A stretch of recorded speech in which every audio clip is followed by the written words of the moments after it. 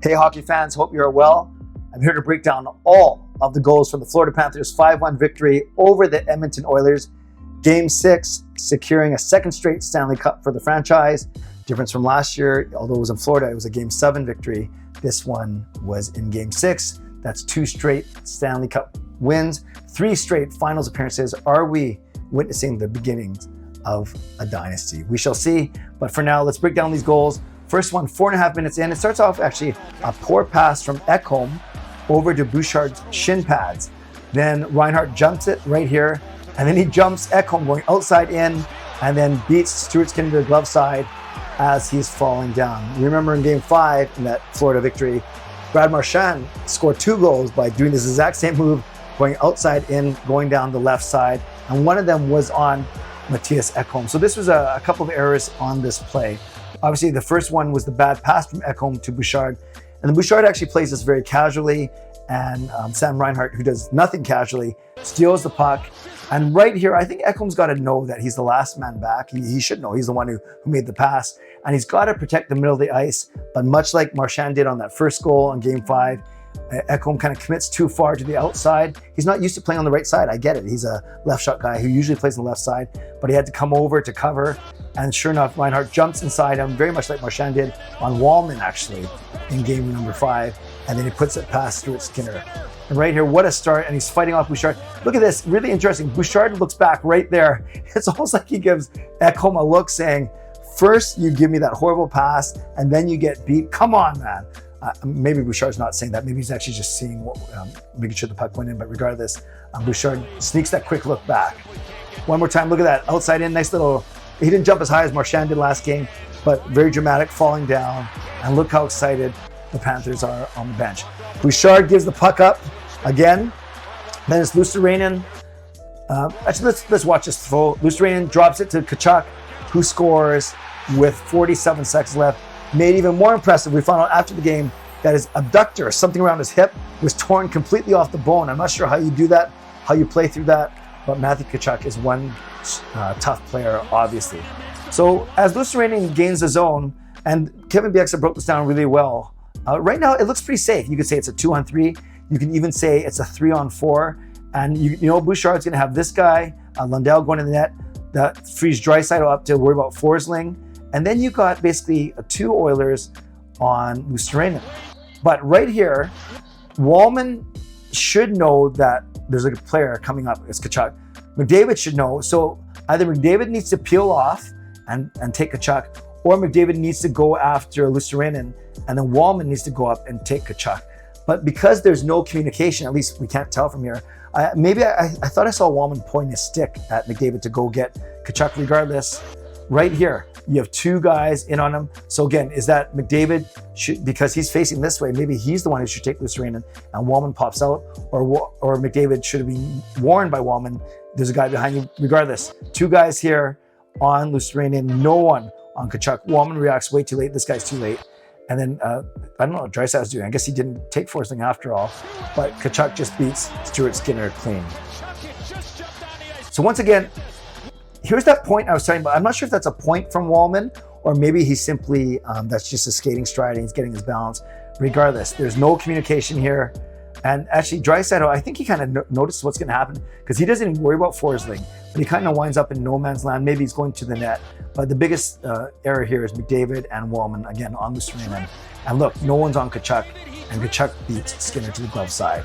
So 2-0 for the Panthers going into the first intermission. Only 1 goal in the second period. It's a bit of a weird one. You see Verhaeghe come out of the corner and just flips the puck at the net, and Skinner just kind of bats it down to the ice with his chest. Barkov puts it off of Reinhart's skates, and now it's 3-0. Of Reinhart's 4 goals in this game, 2 of them were empty netters and 1 went off of skates that he didn't know about. So probably the easiest 4-goal game he's ever going to have. Regardless, let's see what happens here. And I know the commentators were giving Skinner a little bit of grief on this play for his poor rebound control. And then Bieksa also talked about how just the poor body language you see of the Oilers, Kulak and Nurse and Henrique and Skinner, just not a lot of intensity. Look, they're just 5, they're all standing straight up. So here comes Barkov drops to Verhaeghe. Verhaeghe comes around and then just puts it at the net, and then it kind of just goes off Skinner's right pectoral muscle, right chest. So he doesn't glove it. He doesn't bat it to the corner with his blocker. He just kind of lets it hit him. But because all 5 Oilers are on this side of the ice, it just drops to Barkov. And is that on, who is that on? Is it on Henrique? Is it on Kulak? Is it on Skinner? All those guys are here. And then I think Reinhart's trying to get his great pass from Barkov, but it actually goes off of Reinhart's skates as opposed to a stick, and it still counts. So again, some poor body language, poor rebound control, poor body language, poor read, and now you have 3 Oilers watching as the puck goes off of Reinhardt's skates. So yeah, so again, the commentators were giving Skinner some grief for bad rebound, giving the Oilers players overall some grief for bad reaction. All right, empty net with 7 minutes left.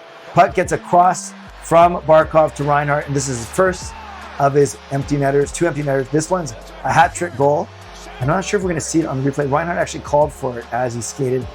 Edmonton was basically done by here. You can't really blame them. But easy goal for Reinhart, and he scores this one from the blue line. Let's see if he actually, if the replay does catch him. Oh no, you don't see it from here. But nice place from Barkov, unselfish play. Could have easily shot for himself. Stays on side and then scores. So that's empty net goal number 1. So here's another one. This one, Reinhart makes the play to himself. Well, no, sorry, it's another pass for Hagee. Reinhart actually shoots from his side of center, but luckily it just dribbles in. So this is another empty netter. This is Reinhart from Verhaeghe and Ekblad. Verhaeghe assists on both of Reinhart's empty net goals, and now it's 5-0 for Florida, and Reinhart has 4 of those 5 goals. The first player to hit 4 goals in a Stanley Cup final since Maurice Rocket Richard, as they talked about on the broadcast a mere 70 years ago. So a lot of replays here for an empty net goal, but maybe it's because he fell down or shot it from his side of center. Look how happy he is. Why does he have a green tongue? Then the Oilers do get one back. It's ex-Vancouver Canuck Vasily Podkolzin. Starts the play from the corner here on the boards. A shot from Wallman. And I think it hits Seth Jones as opposed to Bobrovsky. And then Podkolzin, no need to celebrate, but he does make sure that Bobrovsky does not get a shutout in this clinching game. So once again, puck gets back to Wallman. Connor Brown to Wallman. It shoots. It actually, I think it hits Jones's butt there, goes underneath Bobrovsky's leg, and Podkolzin puts it in. But obviously, too little, too late. The Florida Panthers, they were the better team tonight. They're a better team this entire series. I think they only trailed for 30 minutes total over the 6 games, and they're most deserving of a second straight Stanley Cup.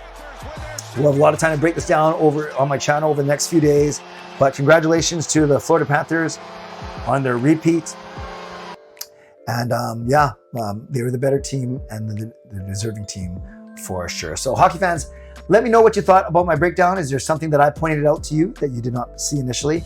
Is there something that you want to point out to me that I did not remark on? Let me know in the comments below. And if you're watching this before 11 p.m. tonight, and you want to hear more reaction, actually, I'll be doing my live stream tonight at 10:45 p.m. Pacific time, starting 15 minutes early tonight than my usual 11. So 10:45, would love to see you on my live stream. Shout out to my sponsors, Advanced City Express Real Estate, Coach Patrick Blue, Weight Loss Coach. Thank you, legendary Lucas Gates, legendary Line Change, legendary Carol Bovelander, legendary Swerve and Irvin, legendary Andrew Chang, and to Hall of Fame and franchise members as well. Thanks for your support. And thanks to all of you for watching, liking, and subscribing. On your way out, you can like the video, you can subscribe, you can leave a tip and help my channel out. I appreciate it. But most importantly, leave a comment down below. What play stood out to you and why? And overall, are you happy? Are you satisfied that the Florida Panthers are repeat Stanley Cup champions? Stay safe, stay healthy, take care of yourselves, and take care of each other. God bless.